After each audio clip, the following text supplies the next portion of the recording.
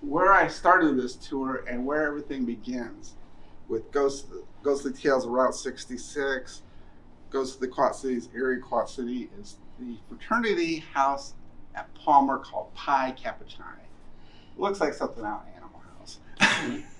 You know, there's a lot of spooky. Usually, when you say spirits at a frat house, it's the kind that you drink, not the haunted kind. But the Pi Kappa Chi, they have haunted kind of spirits. And actually, what I'm talking about is in both Ghosts of the Quad Cities and Eerie, because the story starts in Ghosts of the Quad Cities and ends in Eerie. But we'll get to that. So, like I said, it looks like your typical frat house. I was working at the Funny Bone Comedy Club, and we were getting the amazing Kreskin, who was going to be doing a performance there. So I said, his publicist wanted me to come up with a haunted house for Kreskin to do a seance on. And so I thought I've been doing research of this area about different haunted houses in the area, and the one that came up a lot was Pi Kappa Chi. And so I went to Palmer and I says,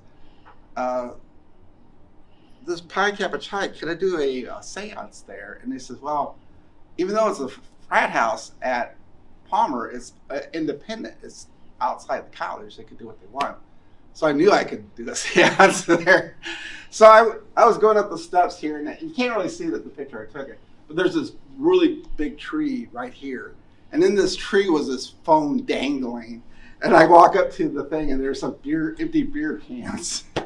I just knew this. I had it right in the palm of my hand. So I asked to speak to the president of the fraternity, and I meet him, and he's a nice young guy. And I said, you ever see David Letterman? He goes, yeah. And he says, there's this guy called the Amazing Kreskin. He goes on there and he makes predictions. He does stuff like that. He's, oh, yeah, we've seen him. Can he do a seance here? And they said yes. So I come back a month later. There is no phone in the trees. The beer cans are cleaned up. The place looks nice.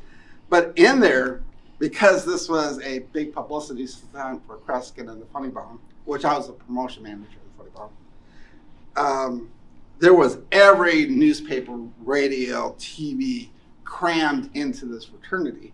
So let's see if I can find something close to it. There's like nothing else you could get any behind me. But I was like, that's how much room I had. So I'm just crammed in a back corner by myself with all these people around watching the seance. And the whole time, you probably get this kind of thing up yourself, so that you get this feeling that there's somebody, behind you or near you. I kept on looking. It just was really creepy as hell because there's no way, because I was right in the corner. But and it really kind of creeped me out a lot. The hair on the back of my neck was standing. I had goosebumps. I just kept on feeling like there was someone behind me, but there was nobody behind me. That stuck with me for a long time. So when I started to do this book, I did research on Pi Kappa Chi, and they have a story about it being haunted. After Ghosts of the Quad Cities comes out, a couple of months after it comes out, or actually about 6 months after it comes out, Palmer gets rid of that whole block where Pi Kappa Chi is. Oh, I should explain. Pi Kappa Chi and that fraternity area is right here. On the other side of the street was the old St. Luke's Hospital. Palmer tore that down. And then on the other side over here is the Masonic Temple. That's still there. On the north side is Palmer College. All of those places were haunted. All that is there now is just Palmer College and the Masonic Temple. They tore down that whole neighborhood that Pi Kappa Chi was at.